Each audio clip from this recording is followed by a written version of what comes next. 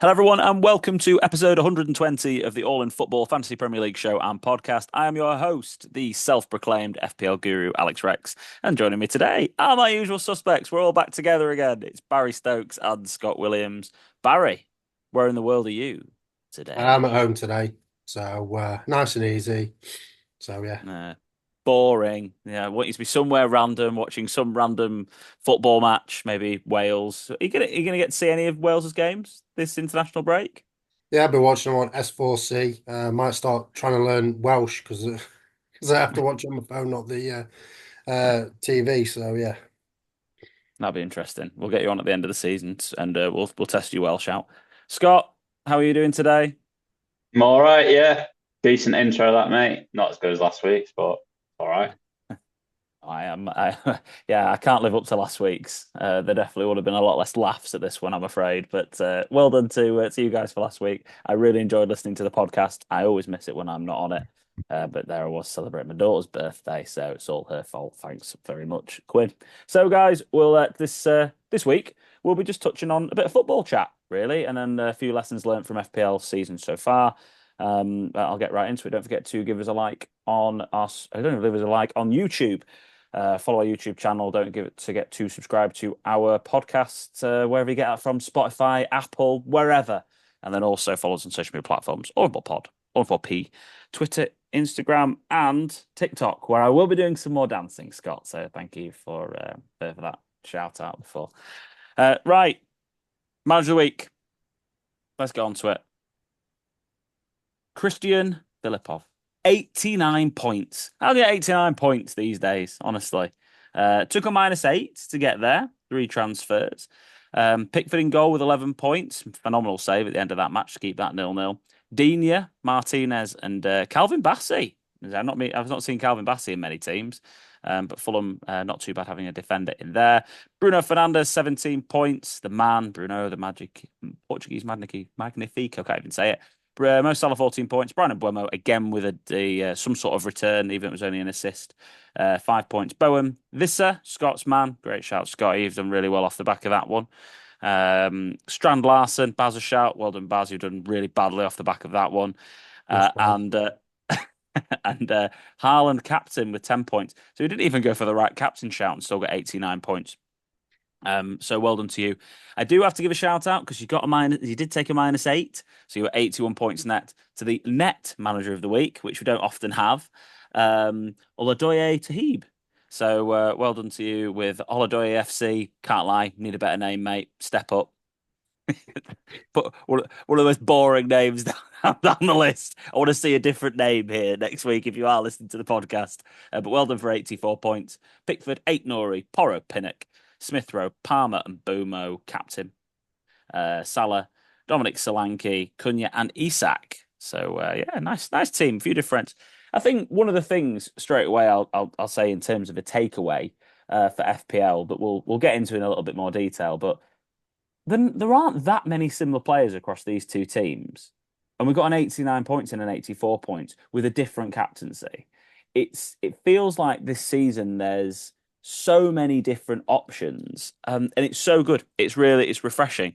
The swings each week are pretty major, and actually we're pretty close still together. I think it was only 50 points separating us all, and that's probably only two big game weeks really, that can make all the difference. Baz, how are you finding having so many different options to choose from this season?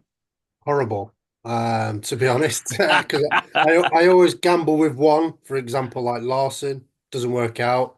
The only reason I went for Larson is so I could potentially get Saka in for the next game week, and he's come off with a knock. So I could have gone for Cunha, who I really wanted, but I couldn't afford Timber and Saka, who I want to get in this game week. So yeah, so it's not good on that front. But another, obviously with Christian again, he's always messaged me and harassing me saying, "Have you done your differential? Have you done the graphic yet?" He's always like messaged me on Facebook saying, "Have you done it yet?" So he loves the differential, a bit like me. So yeah, fair play on that front. Probably why he's got Bassey. So yeah, so yeah. Of all It's, the players that are his differential, he's got Calvin Bassey. I like that. That's the one he's gone for. What's his ownership? I don't even know. What have we got here? Well, 0.4. Oh, Baz is getting too excited. Look at that. I'll take that one off the screen. Oh, just had a look at Calvin Bass's stats. What a random pick that is. 2200622221. It's 4.5. Six. You'd think you'd Four, go for Tetty, wouldn't you? 4.5 Or million. Robinson. I don't know.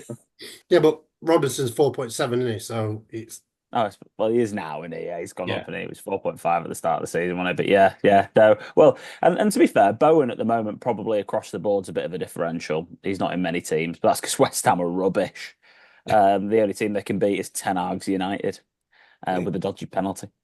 RIP Ten Hag. And of course, Rude. Amarin in. Yes, off we go. Yeah, so that's our little table we've got there. Pretty close. Throw a blanket over us, really. 26 points between me and Scott. So you're leading the way in our little group we've got here, and Baz, you're not so far behind. What 25 points behind me? So it's yeah, pretty close across the board. Let's have a look at the podcast league table because we have a new leader who was the old leader. We've got a Sam right. at the top again, and it's Sam Kimoni's back at the top, Quite a lot of 79 Sams, I points. think. It is. It's James Pellets in a Sam sandwich. That's what he's doing up there at the moment. So yeah, James is only 8 points behind. Sam Danby I was Bailey didn't have the best week. I was speaking to James today. He was absolutely devastated. He went to the top on Saturday evening and he was buzzing because it's the first time obviously he's ever been top. And yeah, he was absolutely gutted that he slipped a second. But fair play. He's a very casual FPL, very, very casual, probably similar to me. He may be even less casual than me. So for him to be doing second is really good. No, it's excellent. And yeah, Sam Danby Bailey there in third, only 3 points behind, equal with Dennis Bjork and Charles Takaveda. I do agree, the best name in the league. Yeah, they're in fifth place. Scott, you where are you at the moment? 17th? Not so Yeah. far off, but that's how tight it is. You're 48 points off the top though. It's a couple of game weeks in the way that this is going this season. So how are you finding this year? I mean, you're 50 points ahead of Baz, so obviously enjoying that a little bit more than Baz is at the moment. But how are you finding all the options this season? Are you Yeah. enjoying the selection? Yeah, I love the options. I think it just opens it up a lot more when you've in seasons gone by when everyone's had Haaland and then when Palmer came in and everyone had Palmer because he was so cheap. It just makes it a lot more interesting. And yeah, for me as a whole, I enjoy FPL a lot more the last couple of seasons because I've just really changed my mentality on FPL. Yeah, there's a couple of half moments where for about 10 seconds, I was like, oh, when Solanke had his goal disallowed, I could just see it went to VAR, and then I saw it. Oh, it's just annoying, but it's a game. So it is what it is. A couple more, if you say about how close the league is, put captain on Salah, I'd be, maybe creeping in the top 10 again. I would be in the top 10 again. So, yeah, it's really close, and the podcast league is growing arms and legs, and it's great to be in the top. If someone said to be in the top 20 at this point, I'd have bitten their arm off. But yeah, I think the options are really good, and I like how it's going goes in like segments of the season. Like we're at the minute we're like, do you know what? Just don't invest in defense. No one's keeping a clean sheet. But in seasons gone by, we've been like, well, actually, the defense, and then like at the start of this season, it's like, well, you want a premium Arsenal asset in. It just, but we could easily be saying this in a month's time when they keep 3 clean sheets in a row. It's like you need Gabriella and he's scoring. So I love the fact that it goes in waves as well. But yeah, the variety is brilliant, and the fact I know I caught up what you two were saying in our WhatsApp chat earlier. The fact that we've actually got several strikers now we can choose from is really good because you've got like your fringe strikers that are doing brilliant, and I think that just adds to it. Well, what we're looking at the moment so far is we've got a top 20 where we've only actually got one defender in it so far this season, which is Virgil van Dijk at 6.3 million with 56 points. Other than that, we've got it's midfielders and strikers that are in the top lot. Now, don't get me wrong, we've got Mo, who every year just continues to deliver, and deliver. He's just an unbelievable FPL asset. When he eventually leaves, it will be probably quite good for FPL, actually, but also quite sad for us guys who have owned him every year for however long. He's such a great option. With 107 points, you've got Palmer and Haaland. But then after that, you've got a real, like, tight knit group. I mean, Mbumo, I'm really glad he's 7.9. If he was too cheap, he would be ruining the game. Actually, he's not too cheap. I know he is owned by 43% of the game at the moment, but he's not so cheap like Palmer was last year that he's breaking the game, which is good. Chris Woodets with 68 points is up there as well. Saka delivering. So we've got a good few premiums in here that are all doing all right. But then, yeah, we've got a load of mid-price players that are doing fantastically well. Let's have that conversation about strikers. I'm throwing my agenda out the window. We're just going to flow with it, lads. We'll come back to the bit. You, Let's you have did that. enjoy last week's pod, and now you're taking tips from it. Yeah. Do you know what? I really did enjoy last week's pod, actually. I thought you were both excellent, and it was very good fun. I can't wait to hear some of Baz's crazy picks. Later on Great in the shout. podcast. Great shout. Later on in the podcast. So yeah, Haaland, Wood, Welbeck, Jackson, Cunha, Watkins, Visser, Delap, Jimenez, Isak. They're all Isak's now obviously coming into a bit of form. Delap's maybe had his moment. We're trying to. So with what you were talking about with defenders just before that, this Scott, was we were going, right, okay, so now at the moment, no one wants any defenders. And how we're going to end up jumping up the leagues really quickly is by almost trying to predict when those next 3 clean sheets are going to come. And if we want to get in there before that moment, you might have to take a moment, maybe a game before where you're not going to get the clean sheet. Obviously, hope you are, but you're kind of trying to beat the rush. And we're trying to do that with strikers at the moment. And I'm on a wild card, and I genuinely don't really know which 3 strikers I'm going to pick. I'm pretty nailed on to the fact that I'm going to try get on the Isak train earlier.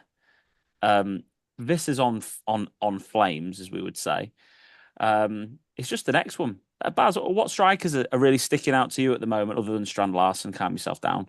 But which of the strikers are really sticking out to you at the moment? And which 3 would you go? You're not on a wild card. Have used it. Which 3 would you be going for? It's difficult because with Haaland as well, you've got that a fear factor, as we keep mentioning, that he's bound to get a hat trick. He's bound to get two, maybe the odd assist because he doesn't get that many. Um, so it's quite difficult to go against the grain on that one. But Wood's in great form, but his fixtures change. But how Forest played against Liverpool at Anfield, you would they look sound in defence and they get the odd chance as well, especially with my boy Hudson-Odoi coming in from the left. So he could be a good option because his potential ownership might drop because of these fixtures. So he could be a good differential coming up. He might be down under the 20s soon. Cunha's looks really good. He looks that if he gets injured for Wolves, my prediction might be right. Wolves will be getting relegated because everything comes through him. So Cunha is going to be on that potential list, especially with Wolves fixtures coming up as well. So Mm. you need to get on potentially one of them assets. So for me, I'd probably be having a Cunha. I probably won't get Chris Wood, even though I've just built him up because of the fixtures. I'm focusing on the green fixtures, even though Scott mentioned numerous times, look at form over fixtures. Um, so yeah, I probably would go for Cunha and probably the other two that you mentioned. Yeah.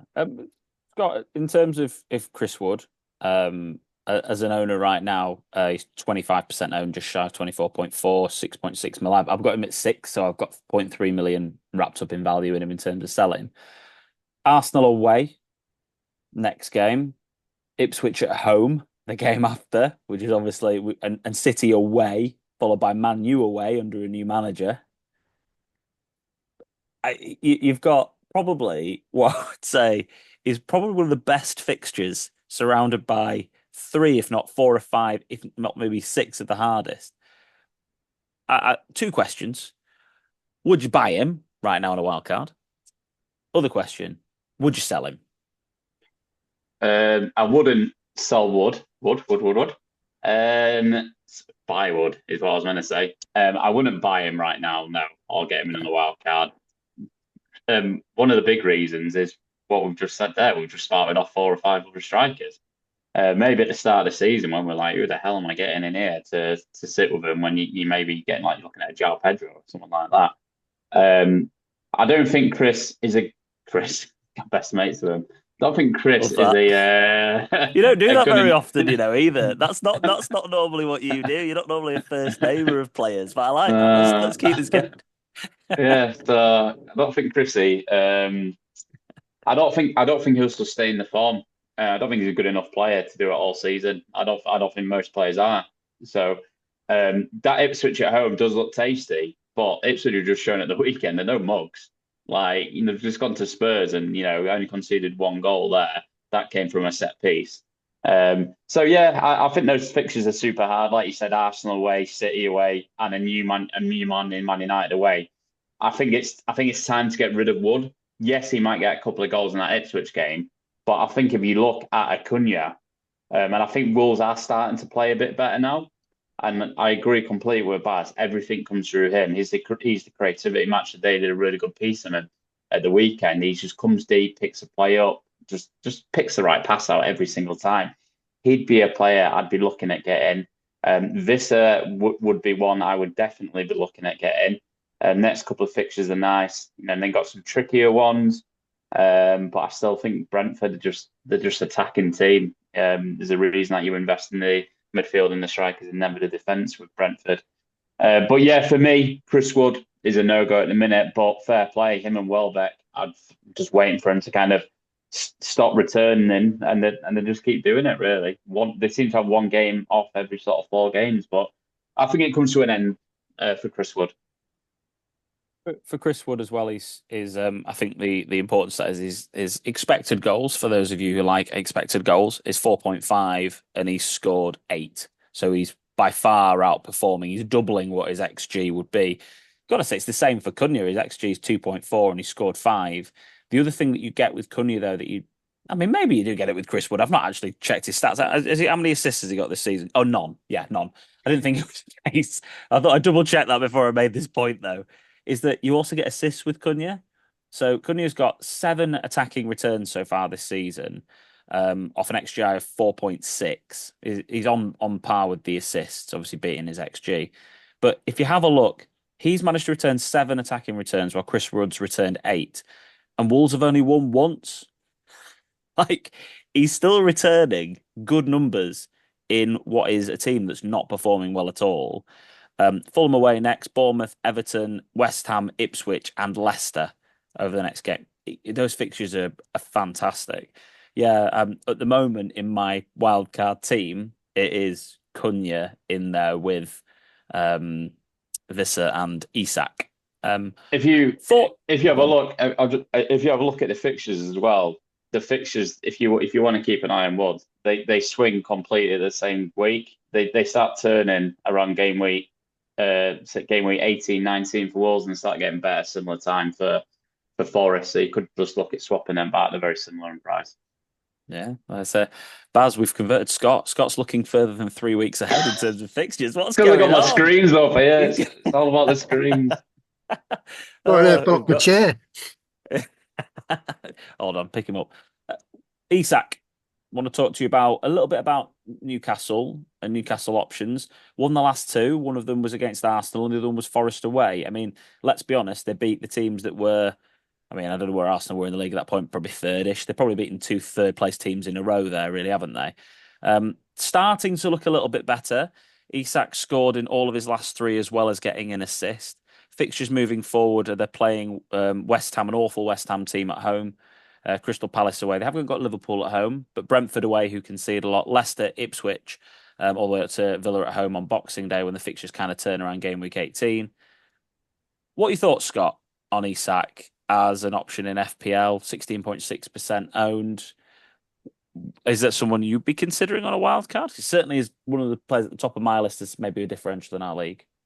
Yeah, I think he's got to be up there. I think if you've got an Ollie Watkins, it seems like such an easy swap out for an Isaac at the moment. I know Villa's fixtures are pretty nice going forward.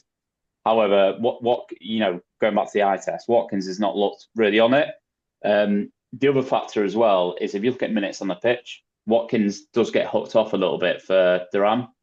Whereas, Newcastle haven't really got. I mean, they've got Callum Wilson who's just constantly injured. So there's a reason Isaac plays pretty much every single minute of every game. If you look at it, he's played 90, 45 in a game where he's probably come back from injury and come on at half time, or Yep. zero. So yeah, he looks on it. There was talk in the summer, wasn't there, about him getting sort of transferred out and going away from Newcastle. But he seems hungry again. I think he scored in the cup, didn't he? Yeah, he's got And then four in that's four. yeah. So he found a bit of form in the cup, and that seems to have really started working his way into his league form. But he looks like that player that ended last season. There's a reason that me included, loads of us had him in the team at the start of the season because he was probably the best striker in the last season. But yeah, for me, he is one that I would probably definitely have in the team. And yeah, that second half of Newcastle, watch the game on Sunday, was so impressive. You got to say, Forest are one of the top 4 teams in the league this season, and that's coming from a guy who really despised them. But for them to turn that game around the way they did was really, really impressive. So yeah, he'd be one I'd be looking at getting. The comparison to Watkins is important, Beth, because at the end of the day, Watkins is 22.8% owned. He's 9 million. He has still returned the same. I think 5 goals and 2 assists is basically the same as Isak this season, like in terms of returns. The fixtures do look excellent. It feels like Duran is the guy that will start in the Champions League. This is the other thing. Isak obviously doesn't have Europe, whereas Watkins does. And now since Tyrone Mings decided to hand Club Brugge a win, thank you, I came with that myself. Now it's put a little bit more pressure on them because they've got a couple of tough games coming up. So they've got Palace. Then before the Chelsea game, they have got Juventus, which isn't exactly an easy match. Then they've got the Chelsea game, Brentford and Southampton. That's a midweek Premier League game. Then they have, between the Southampton and Nottingham Forest games, Leipzig away, which isn't exactly a good, easy game, before they face Forest away, which isn't an easy game this season, and then it's City and Newcastle away.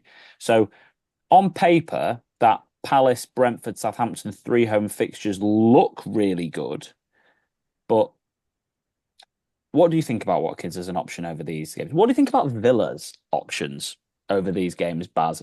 Sat there on a wild card. It's been a quandary for me. At the moment, I'm just sat there with Morgan Rogers. What do you think? It's difficult because, as I mentioned in our group chat, they've got Champions League. They've looked off it. They're not as pressing as high as usual. Watkins he had that spell where he caught flames, and everyone thought he's back, get in, and then he hasn't returned in the last 3 Premier League games. So it's one of them where, shall we go with Villa? The 9th in the table or something like that. So for me, I'd rather have Isak or even potentially even Jackson, to be honest, because he does play in Chelsea are in Europe, but they play their 3rd string, shall we say, because Chelsea's got that many players. So for me, I'd rather have Jackson than Watkins, to be honest. Incredible segue there, Baz, because it was Jackson was next up on the list when we're talking about European football. One of the reasons why Cole Palmer is going to be high on everyone's list on wildcard, looking at Chelsea's fixtures coming up, he's obviously not even in the Europa League squad, Europa Conference League squad. Sorry, Chelsea fans, the Europa Conference League squad at all. Jackson in the league at this very moment in time as well is not so much a 90-minute man, but he's playing the majority of minutes. I mean, the only time he's played less than 70, we've got 65, 67, but the only time he's played less than 77 minutes since game week 3 was against West Ham away when they were winning 3-0, and he'd already scored 2 goals and got an assist. So he's generally playing 77 to 80 minutes every week. Chelsea's fixtures are Leicester away, Villa at home, Southampton away, Spurs away, Brentford at home, Everton away, Fulham at home, and then Ipswich away all the way up until the new year. You said obviously rather have Jackson. Scott, when we're looking at Chelsea assets, I think Palmer is an obvious if you're on a wild card. I think I'd struggle to wild card without Palmer. Would you go Jackson as well? Would you look at the double up? I'm still not 100% on Jackson. I think he's works really, really hard and does get himself into a lot of situations, but it's just that final end product again. I think he's chipped away on the points, had a couple of double-digit points returns this season, 10 points against Wolves and 16 points against West Ham. But they tend to come in games where they score. Well, they won 3-0 and 6-2, so they come in the highest scoring games. It's not like he's getting a brace for bonus kind of vibe. So I think again, going back to the point earlier on, if certain players, Isaac was not in form and that, he would absolutely be right up that list because Chelsea really impressed me this season. It's funny what can happen when you keep a set team, isn't it, and give that consistency in a style of play. Think they've done really, really well. But he would be one I would, I don't think he'd be doing anything stupid to get him in, but he was just not quite on it. And like you say, you're going to have Palmer as an asset anyway. He wouldn't be making it in for me. XG of 6 goals. So he's whereas we've got other guys who are sort of outperforming those expected goal numbers. He's bang on. The interesting thing for Jackson is 3 assists this season off an expected assist of 0.4. I can't recall the assists, but West Ham they've come against Wolves away, West Ham away, and Brighton at home. So yeah, I don't know.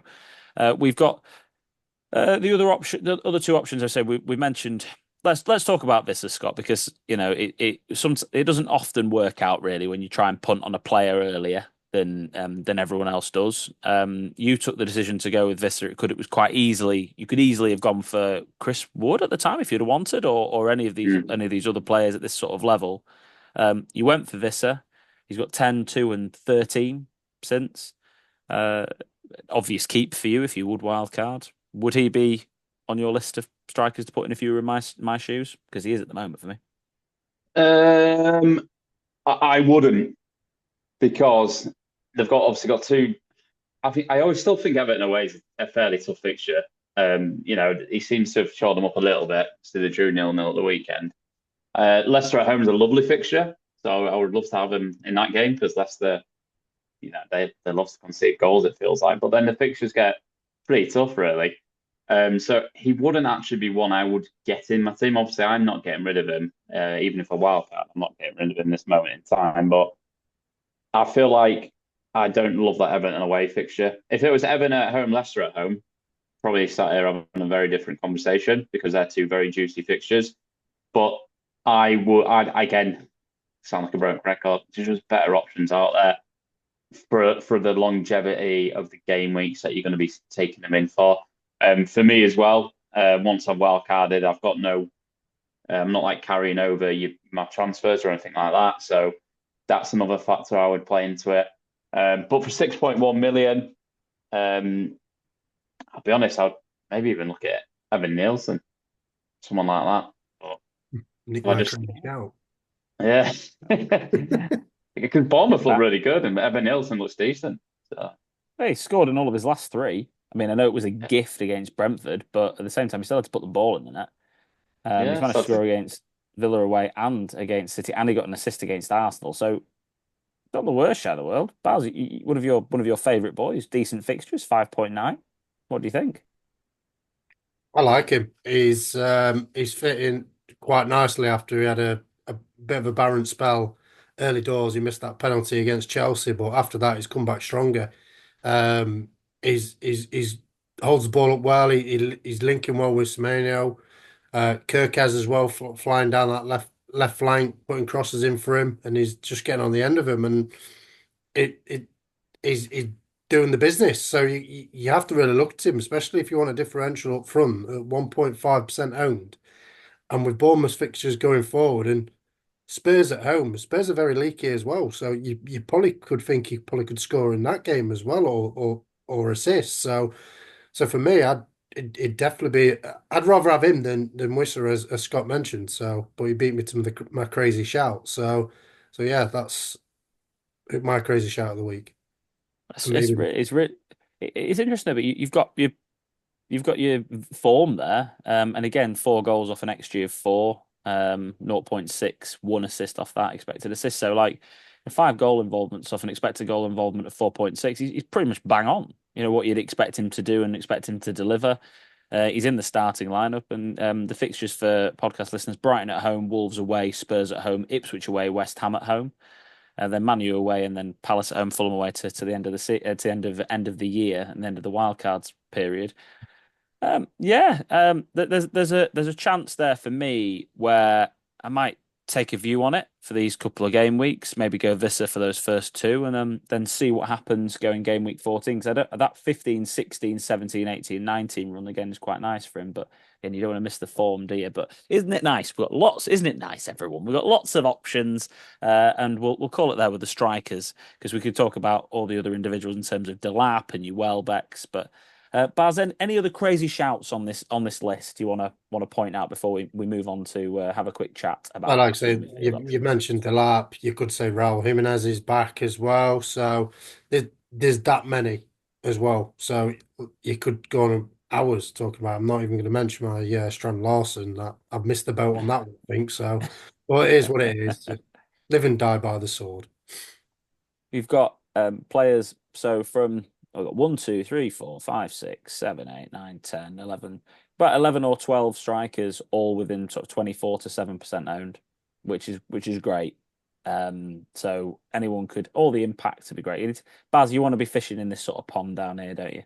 Yeah, like Get Darwin. you, yeah, Darwin. Well, delivered a goal. I wonder what will happen with Darwin.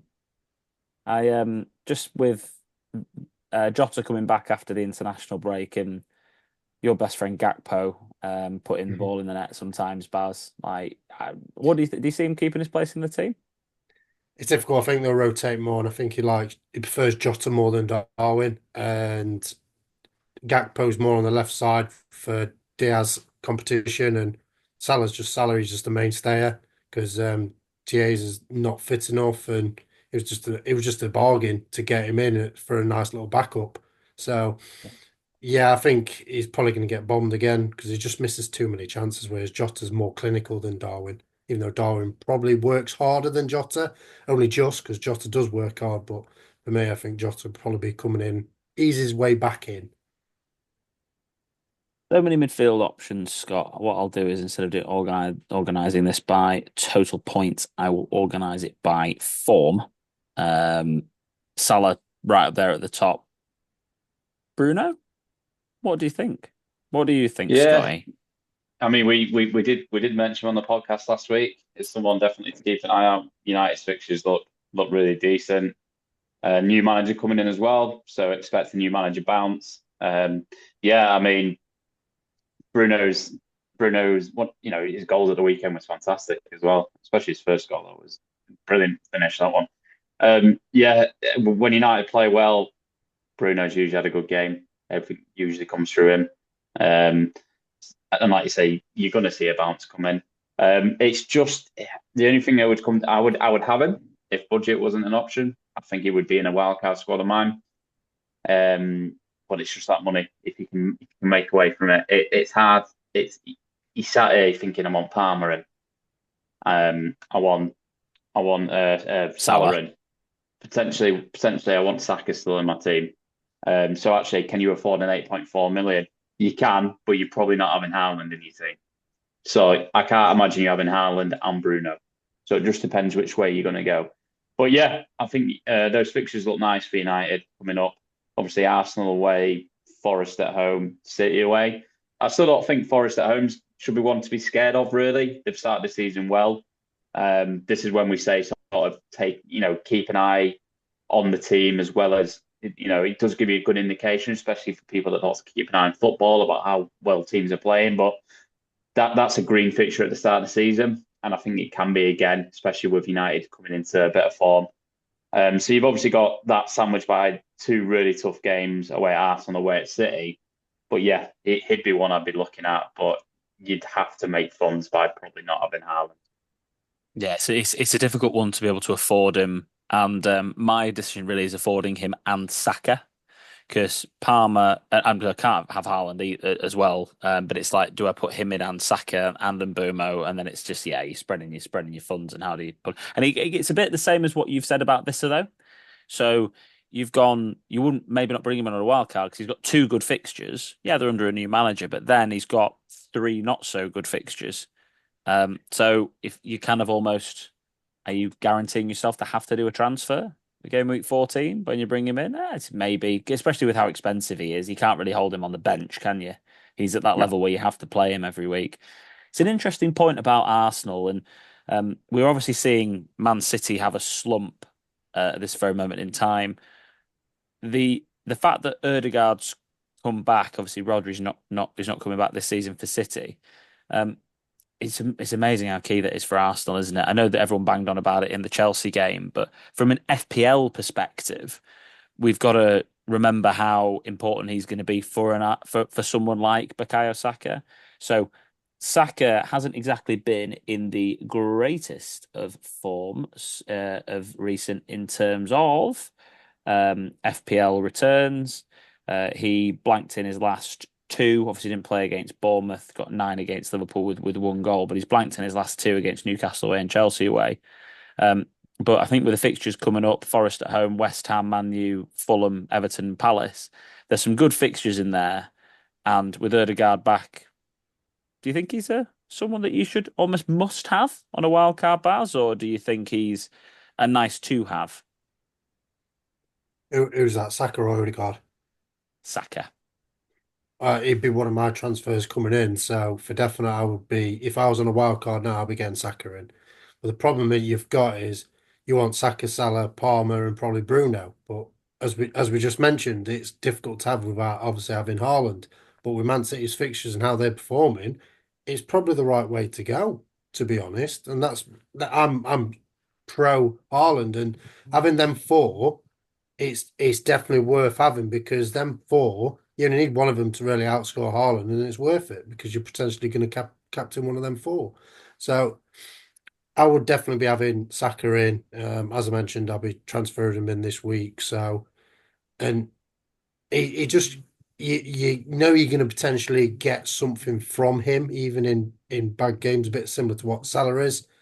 You know you're going to get that or he's there or thereabouts to get something. The only time I think where we thought he was going to return was the Leicester game, where he had his stats was unbelievable, but he just didn't do anything. So yeah, for me, I'll be definitely getting Saka in.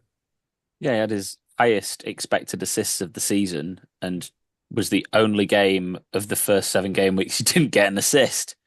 It's quite ironic, really. Scott, Saka, you're I feel like you're not convinced. No, I'm not convinced by Saka. He's not looked the same last 2 games, and Arsenal haven't. Yes, they're Odegaard's coming back into the team, which is a massive win for him. They've got all the defense. Well, they've got the main centre backs back playing and firing, but you're again. You've also got to think about it as the team. The team's not on form. They've not won. They've lost. They've not. They've drew against Chelsea. I thought Chelsea played pretty well in that game. And they lost against Newcastle, drew against Liverpool, and lost against Bournemouth. Like they're not on form at all. And I feel like he's been quite quiet last couple of games. I I I wouldn't be rushing to get Saka in. I know the fixtures look are nice on paper, but again, Man United, bit of an unknown coming up. Don't know how he's going to have them playing. Don't know how he's going to, have them defending. So he he's not one that I would say is a definite. No. He's the one that's sacrificed for me at the moment on a wild card for basically the same reasons as you've said. I do feel like the Ødegaard factor is massive. I mean, yes, they beat Spurs away without him, but the only other 2 games this season that they've won without him are Leicester at home and Southampton at home. But I mean, so it's just I think he's a key player that's going to be back for them, and I'm just interested to see how Saka performs with Ødegaard back in the team. But budget midfielders, Scott, got loads of options, haven't we? Absolutely loads. When it comes down to Smith Rowe, even McNeil had a little phase, but none of them are really. So we've got none of them are really setting the world on fire. You've got maybe Smith Rowe 5.7 now, a Rodgers. Who's your go-to at the moment? Have you got Smith Rowe and Rodgers in your team? Yeah, I've had them all season. So yeah, I'm quite happy that I've had them all season. I don't think I think I am wildcarding now. It's taken like half an hour on a podcast to convince me I've done half my team. So I'll be honest, they're probably staying in. I think Rodgers just looks really good, and in a team that's struggling a bit, I think Rodgers is one of the standout players for Villa at the moment. And he does return quite often. Villa's fixtures are pretty nice as well. So even though they are doing poor, I do want a Villa asset in there. And Morgan Rodgers is the one that looks most likely.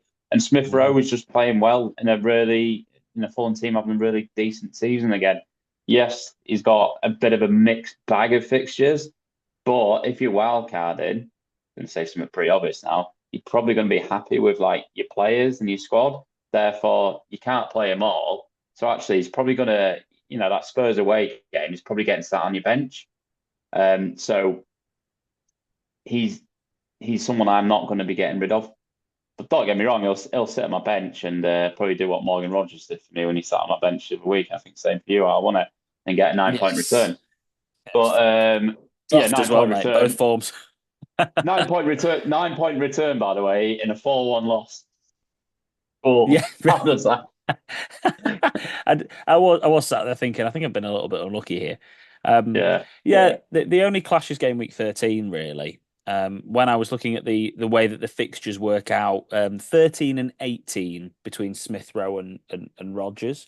Otherwise, you would rotate one of the other in, because I do think that it's just you're making the decision in game week 13 between starting Morgan Rodgers at Chelsea away or starting Smith Rowe at Spurs away.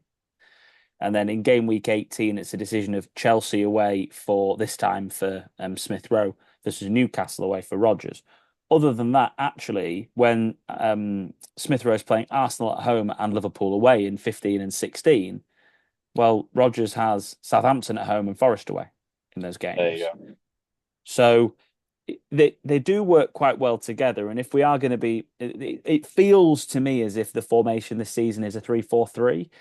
And you can then go with your four midfielders, your three premiums plus Smith Rowe and Rodgers. And at the moment, it feels like, I mean, there's no space for then Mbumo in that. That's the only thing that you're looking at. Are you going for Salah, Palmer plus either Saka or Bruno, along with Smith Rowe and Rodgers, and then up front, then you're investing in the other ones. It's just you could end up going there with your five in midfield and sticking with Mbumo and going for just one of Rodgers or Smith Rowe, and then maybe going for a striker that rotates well with one of those guys. It's all up in the air with that, but it's interesting. Saw a conversation online, Scott, about are defenders worth it at all this season? It was interesting to see a couple of different people's takes on it. When we have a look at the top performing defenders, other than Aina, who's up there at 4.7, who's obviously had an amazing season so far, getting that goal, that 12-pointer really put him up there for Forest. But the top performing defenders, they are still the premiums, even though they aren't keeping as many clean sheets. Yeah, but I think if you go to like points per million or whatever, I know, like I still think that is that a thing. You're going to show me up now by actually doing this. No. It is. I'm trying to find it. I don't know if it's on. I don't know if it's on here or not. But there is a way of doing it. There is on Fantasy Football Hub as well. But points per million. I know exactly what he's in. I feel like the value would still be in the cheaper defenders. Yes, you've got your big boys that are top there, but my guess is this time last year, 56 points wasn't the top scoring defender. I'd be surprised if it was in the top three. So yes, Virgil's got 56. Vardale's there with 50. You got Trent up there, Canate, Gabriel. But let's not also forget, like they were clean sheets kept at the start of the season. Mm-hmm. Like Arsenal were keeping clean sheets at the start of the season. Liverpool had a stretch where they were keeping clean sheets. No one seems to be keeping clean sheets anymore. So I feel like that's the drift away. I know Liverpool did last game, but the previous 3 games before that, they didn't. So there's not a guaranteed nailed on clean sheet anymore. My God, gone are the days when City were nailed on clean sheet. I cannot wait to get Rico Lewis out of my team. Gavardio's up there because of attacking returns. At the end of the day, he's not up there because of clean sheets. I think they've kept like 2 clean sheets all season. Yes, 2 clean sheets all season in the Premier League for Manchester City after 11 games. Who'd have thought that? So yeah, I still think the value is definitely in the cheaper defenders. And if you look a bit further down, um, we might be touching them in a minute, but I look at Mazraoui for Man United, a big club with a new manager coming in. One of the best defenses in the league this season. Hmm? And But you can't he score, was mate. That's yeah, an, and I think it's gonna change with a new manager coming. He started changing already, hasn't it, on the road? So they seem to be ticking a bit at the moment again. But Mazraoui, very close to getting. Did he get the assist? Did he get given it? no, No, no, it was an own goal. yeah, Bruno got the assist because it did it Bruno on the thigh, so Bruno got the assist. But yeah. it would have been a Mazraoui assist for a Bruno goal. Yeah, Yeah. So that ain't Nori, value in ain't Nori. We've said it on the podcast last week. The kid plays centre forward. So you've got attacking returns there potentially. Pedro Porro, if you want to spend a bit more money, but still not in that premium bracket. It seems to get attacking returns, even though Spurs never keep clean sheets. So yeah, for me, when I'm doing my wild card, I will be not going anywhere near the premium defenders. yeah. I think the only one I looked at was Canate at 5.3 as getting into a Liverpool defence, and then I looked at their fixtures. And yeah, Southampton away next, fine, but then it's City, Newcastle, then Everton away, Fulham at home, then Spurs away. I'm just not really interested. No. And you want to pick players from an attacking perspective. You want players who are actually going to be delivering. And if I can find the goal scored, Guardiola's top with three, eight Nuri, then three. Then it's Gabriel with two, but then Pinnock, Gahey, Keane, Justin. All these guys have got 2 goals this season. Stones as well, but he's injured. Then so they're all getting three goals. That's 4.7, 4.5, 4.5, 4.3, 4.6. And they're scoring as many goals as the premiums. Obviously, other than Guardiola, because he seems to be. I mean, ain't Norris still got the same as him. Assist wise, the old troll Luca Dean. He's my potential investment from a defensive perspective for Aston Villa, and from a man who's played FPL. I'm trying to do my lesson learned, right?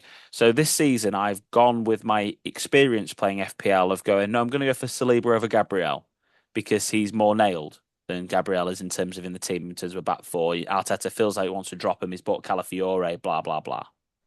Well, I was wrong and I got done. I went for João Pedro over Welbeck because Welbeck's a walking injury. João Pedro got injured. I should have just gone for the Welbeck because he was the person who was on form. And these things have all cost me points throughout the season. So no, I might go Dean, yeah. But I think Collins has got 3 assists. Young, Robinson, Kirkes, Munoz, Davis, your man Rico Lewis, Van der Ven, 8 Nuri, Semedo. There are 0 premiums in the top for assists. I think as well.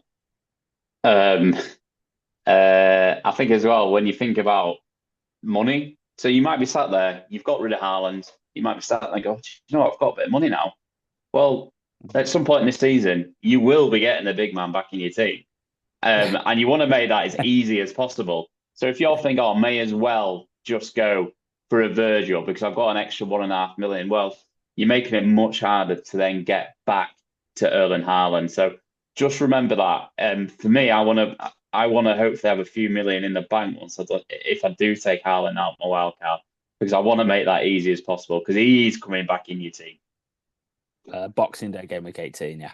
There you go. Almost without a doubt. Everton at home, Leicester away, West Ham at home, Brentford away, Ipswich away, game week 18 through 22. He could be coming back. Let's be honest, he could be coming back game week 15.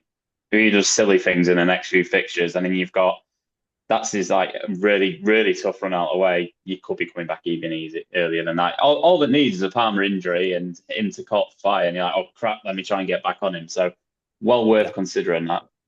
Yeah, I totally agree. So yes, so that's the defender side of things, and we'll touch on a little bit more rotation next week with my wild card, etc. And we'll have a look at goalkeepers at that point.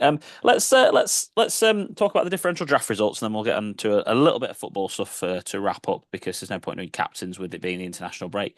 So this is the differential draft results for last week. Thank you, Barry, for doing the graphic. You won, Scott, 27 points. Talk through your Yeah. team just for podcast listeners. Yeah, last pick as well, everyone. I was last pick, and I was really annoyed I was last pick because I, I really wanted one of those Spurs boys in. But yeah, it kind of got lucky in the end. But yeah, so Keller in goal, 6 points, nice clean sheet. Alex Moreno, so you're in 1 point. I still think he's a decent option though, actually, when we talk about defenders, but not with Forest's turn of fixtures at the moment. Kulusevski, again, wanted a Spurs asset, didn't return 2 points. Ahmad wanted him in after how well he played in Europa League. Really fancied his start, actually, and he did, and got an assist. So returns there. And then Kuna with 12 points for me, bringing it home. So, yeah, happy with that. Went for the right pick over Strand Larsen. No, you certainly did. Poor Baz, Strand Larsen, Lewis Potter, and Son and Vicario all not returning anything. Delit was his only return with a clean sheet at the back for Man United against Southampton. I had Ramsdale in goal, which I just had basically out of default as a pick, to be honest. Mikalenko, Fernandez, Bruno Fernandez doing well for me, 17 points. João Gomez only getting 1 point. I nearly went Sarabia as well. So annoying. Sarabia was nearly that guy, and then I was always going Højlund up top. I fancied him to get a return, but he didn't. I say it's what Southampton. It was Leicester home. Baz got the fixture wrong on that one. Leicester home. So yeah, but never mind. Scott, let's have a quick look at the Premier League table, and we've And got just before we talk about football, can you just I was just talking to my mum at the weekend. She's looking at wildcarding, and I feel like we do have a lot of podcast listeners that are maybe playing for the first time and don't understand like price ranges. So I explained to her that if you've got a player that's sitting there for like 4.5, you don't get that back for him. So she was a bit confused when she was like, "Oh, he's 4.5. Why can't I get a 4.5 million player in?" So you're right, just yes. maybe just to quickly explain that. Yeah, absolutely. So, what happens is when you buy a player, if their price goes up by point 0.1, then your price you can sell them for stays exactly the same. Every point 0.2 of the price that the player goes up. So if he goes, for example, Harwood Bellis has gone up to 4.1 as a player, but I can still only sell him for 4 million. If he went up to 4.2 in value, I could sell him for 4.1. And that's how it works. So the prices, as they go up in twos, you get one. That's how it works in terms of selling. If the price goes down, it doesn't work that way. If the price goes down to 3.9, you can only sell for 3.9. You can't still sell at 4. So this is why, for example, I've already wildcarded. This is my current wildcard team. And I've wildcarded early because I wanted to get ahead of the price changes. So of my 15 players, 12 of them have gone up in value since I've bought them. And Visser, Cunha, Bruno Fernandes, and Dallo I've bought in already because I might have them on my wild card, but I got them in before their prices went up. So Dallo's now 5.2, Bruno's 8.4, Cunha's 6.8, and Visser's 6.1. But I got them at the prices that are on the screen. So that's why it's worth it. If you are going to wildcard, it's keeping an eye on price changes. A really good app is Fantasy Football Fix. So Fantasy Football Fix is a really good app to have. They have price change predictors on there, and they're normally they over exaggerate. So they never really miss one. There's never one that sneaks through that they thought would happen, but yeah, if they're predicting a price to change quite comfortably, it normally does. So I wildcarded early, transferred out the players I was definitely going to get rid of: Haaland, Foden, Guardiola, for example, City Exodus from my team, and brought these guys in. So, and you have to use your wildcard. I think it's by game week 19. Yep. Otherwise, you lose it and you'll only still have one to use next time round. So yeah, that's when you use your wild card by. Hope that explains it. Okay. And it's good, yeah. I think it's good to get your wild card active as early as you can do, to be able to have your options that you bring in. I think this wild card will be this game week will be a really popular one for wild carding, just because of the fixture swings and also the international break and people having time to be able to actually think about it. Football, Scott. We've got David Coote's favourite team. They're winning. They're winning the league. He haven't refed them for 3.5 years, I think, or whatever it was. I don't know if he has any more recently. Um, I've got to ask, what's your take on his whether it was drunken, whether it was weather infused weird rant with some random cricket player from Nottingham, that's then found his way onto social media. What do you make of it all? Yeah, it's stupid, isn't it? It's very stupid from him. Like, I'm not a Premier League referee, but I would never go on a Snapchat or someone's video slagging off my work. And that's like, I don't work for anywhere as high profile as the Premier League. I would never do it. I would maybe just say to you, if we're talking, maybe slag it off. But I think it's just stupidity when there's a camera in your face.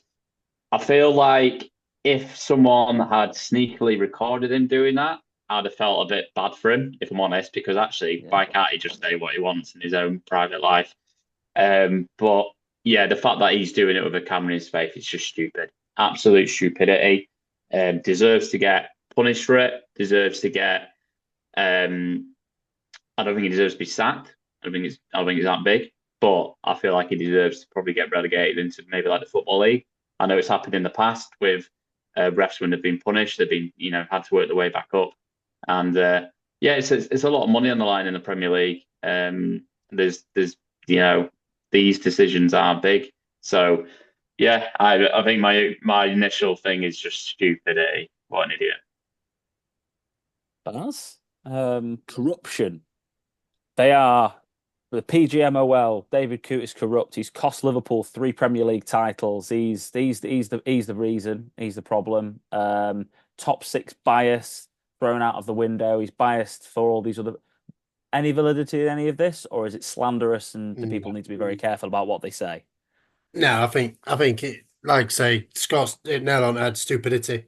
To be honest, it's one of them where yeah, he knows he's been recorded, and he says at the end, he says this something videos going nowhere, but obviously it clearly has. So he knew he was being recorded and saying stuff like that, and also being racist as well, bringing Germany into it as well is not is really bad. If that was in the workplace, HR straight on the case and see you later kind of thing. So with that, if you didn't bring that in, it's one of them where I'm thinking, yeah, it's not too bad. Little slap on the wrist bit, suspended for a couple of games and a fine like what the players get. But when he brings obviously the nationality and all that, and I think that's a bit not too clever on that front. But for me, it's just stupidity. Is it is he going to potentially ref in the Premier League again?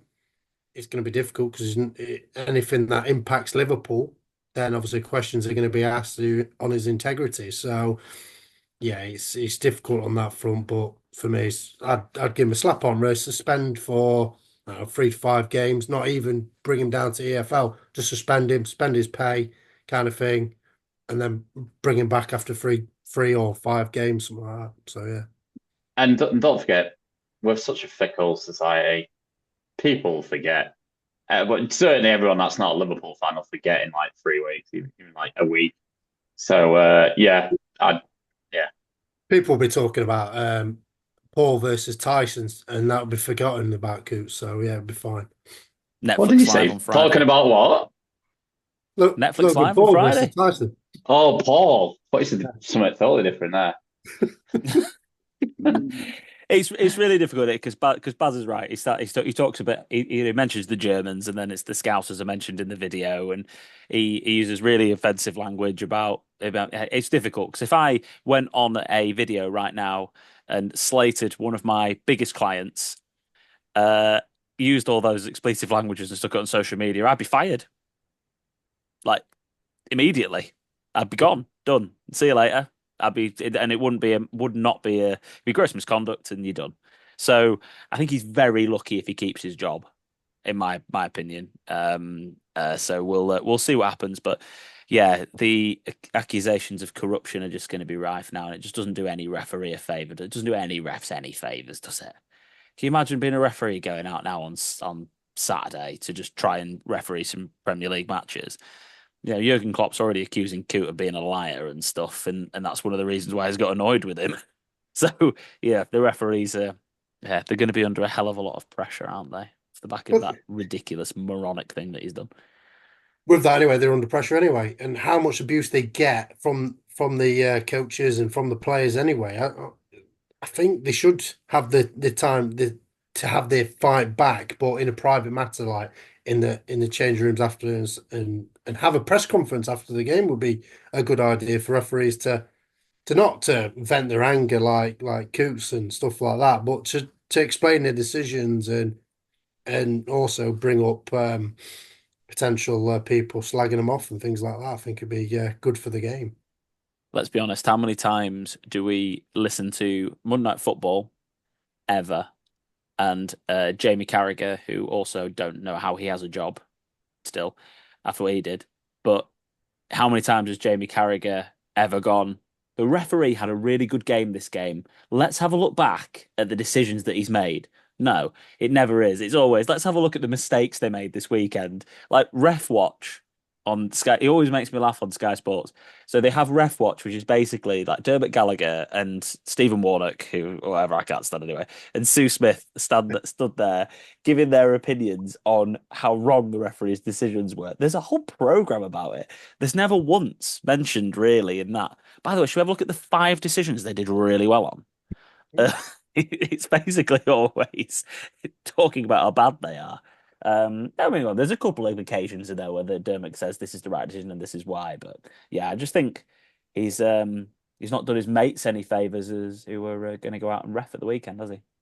He's really not done them any favors. Liverpool winning the league, Scott. Looks that way after a quarter of the league. Well, over a quarter of the league gone. Most points, best team, best to watch. Yeah, I think this minute, you'd be hard pressed to say no. Really, the manager seems like he's got them playing like a team. It's crazy as well to think the 3 best players are out of contract at the end of the season as well, and Yeah. they're just so focused on this. Hopefully, none of that sort of rumbles. But the top of the Champions League group as well, the new format, and yeah, you've got Man City without Rodri, of course, which we said is going to be a massive blow anyway. Not on form. Arsenal out of form as well. Yeah, I feel like they are. I feel like but we know City will go on a mad one, and we know Haaland will come back into it.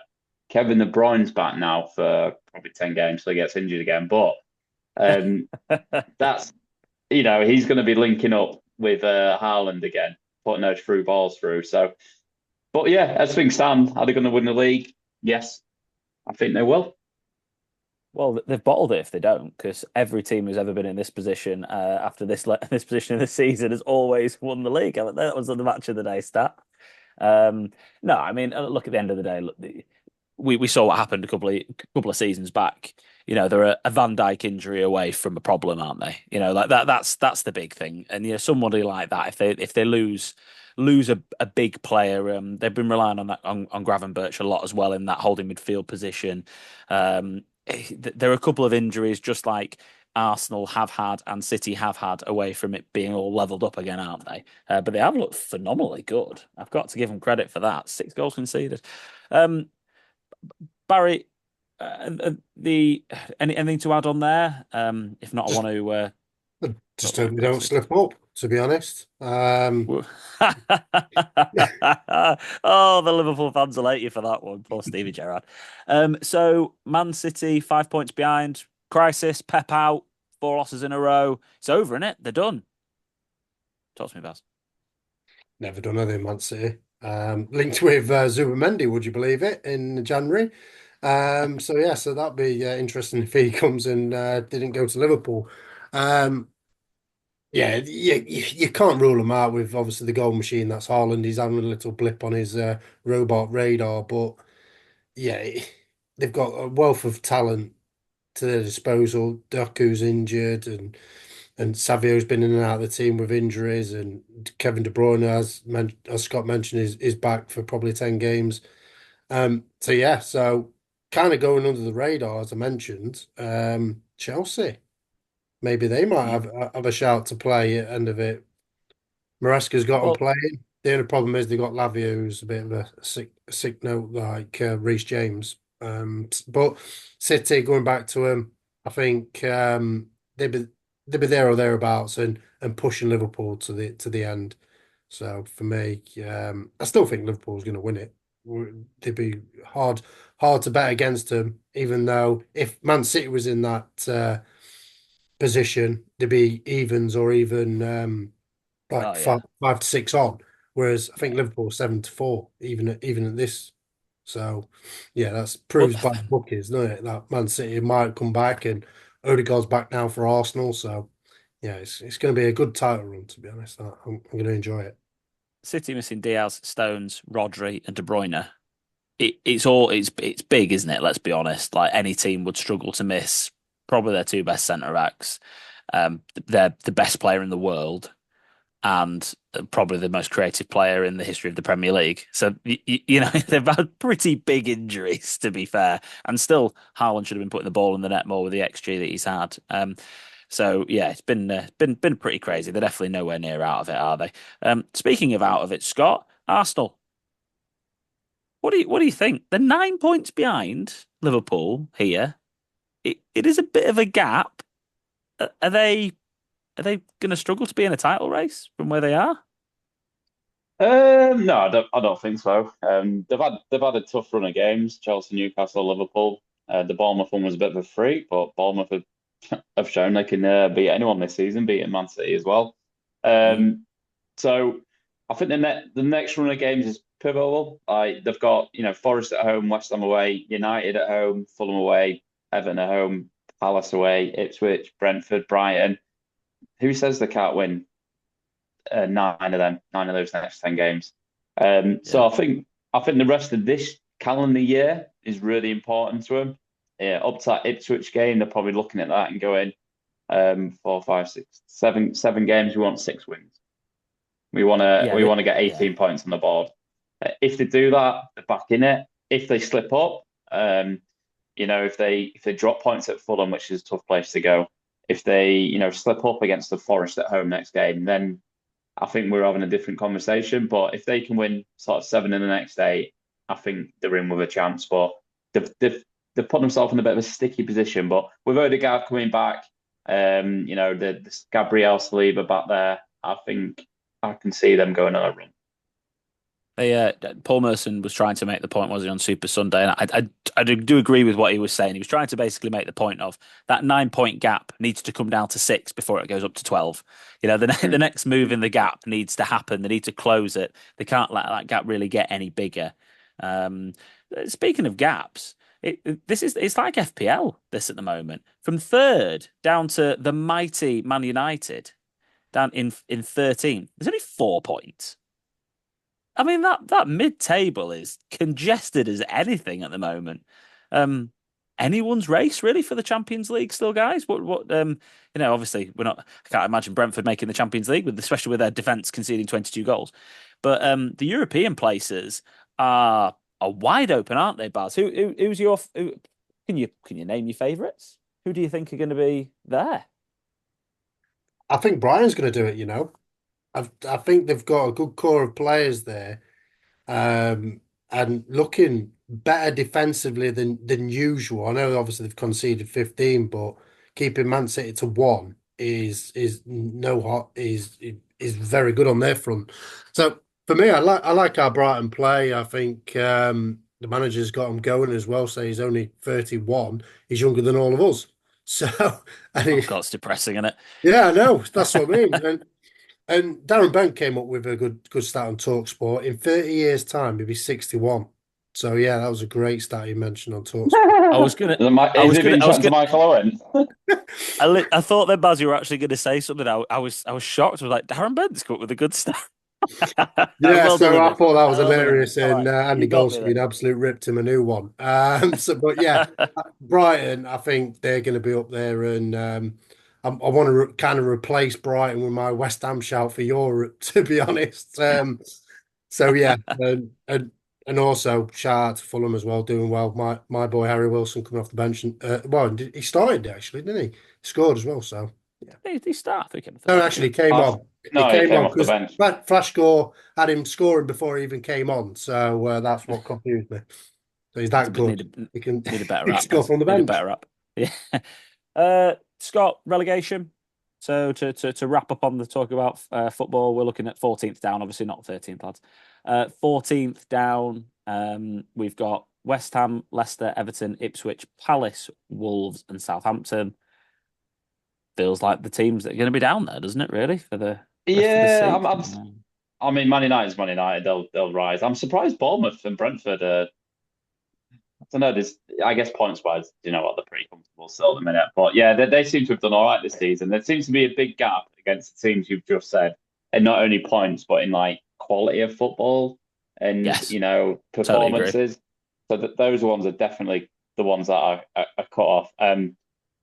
The team that's on top of that a lot is the one that I honestly think are playing the worst football of everyone. I think West Ham are playing atrocious football at the moment. I think if they don't turn that around, they've not really had injuries, not like they've had Bowen out or anything like that. So the amount they've spent in the summer is quite worrying for them. I think if they don't start picking some points up, I think the manager will go. Um, Everton, I think, will stay up because it's Everton and it's Sean Dyche, and it will be an absolute disaster for them to start in a new stadium next They season in the can't. Championship. They Oh, they can't do can't, it. can they? No, No. no. I think Wolves are going to start turning the corner. As much as I don't like to say it, I said on a podcast last week, the performances, they were unlucky to lose a couple of the games they've lost. For me, they'll start turning the corner now and they'll start going up the league. Southampton are screwed. I've just seen the fixture run. Bye bye. Palace look awful, and Ipswich are doing what Luton did last year. I think Leicester will be fine. I think they've got enough quality. So for me, it's out of, I think, West Ham. As things stand, West Ham, Palace, and Southampton. Interesting. Depends what they do with the manager at West Ham, doesn't it? Because Yeah, is it? It just doesn't. Somebody mentioned, is it like Iraola of last season? And I'm like, not really, because Iraola had no, them playing nice football but not yeah, winning, yeah, and like West Ham are just playing bad. Like, they're just really yeah. doing badly. There's They're no other way so of putting dull. it. It's not like they're losing 5-3 and you think, I'm sure up a bit at the back. We're looking great going forward. They're looking awful. Every bit of that pitch is looking awful. Yeah, absolutely. Well, you can see from this bottom lot as well. Wolves have scored the most goals. Obviously conceded, also conceded the most, but they have had some pretty hard fixtures. So it's a defensive point. It's Southampton only 7 goals so far this season in 11 games. Palace with only 8. It's a big worry, isn't it, really, for those teams? Not being able to put the ball in the net. It's the hardest thing to do in football, isn't it? So yeah, where the goals are going to come from is the big. It's one of the things I look at this point in the season. Yeah, goals conceded, can try shore them up at the back a little bit, but the teams that aren't scoring are the teams you worry for. Unless they're Sean Dyche's Everton, then they're probably fine either way, aren't they? We'll wrap up there, lads. We've gone on just over an hour, I think, and I've just got a call from my wife saying my dinner's ready, and I'm in a bit of trouble. Run on to like, haven't I? Honestly. God, slap on the wrist for me. But thanks so much for joining us this week, boys. It's been really, really nice to be back. So don't forget to like the video, subscribe to our YouTube channel. Don't forget to hit the little bell icon wherever you get your podcast from, and then you get the notifications when they come through. Don't forget to follow us on our social media platforms, All4Pod, All4P, Twitter, Instagram, and TikTok. Scott, goodbye for now. Thanks for joining us. Cheers. Well done. Good job hosting. Thanks very much. I've got to stop the podcast yet. Isn't this the most calamitous bit, lads? The end bit. And Barry, goodbye from you. Thank you for being back. Thanks a lot. And it's good to be back. Enjoy the international break. And I'll see you soon. Bye for now.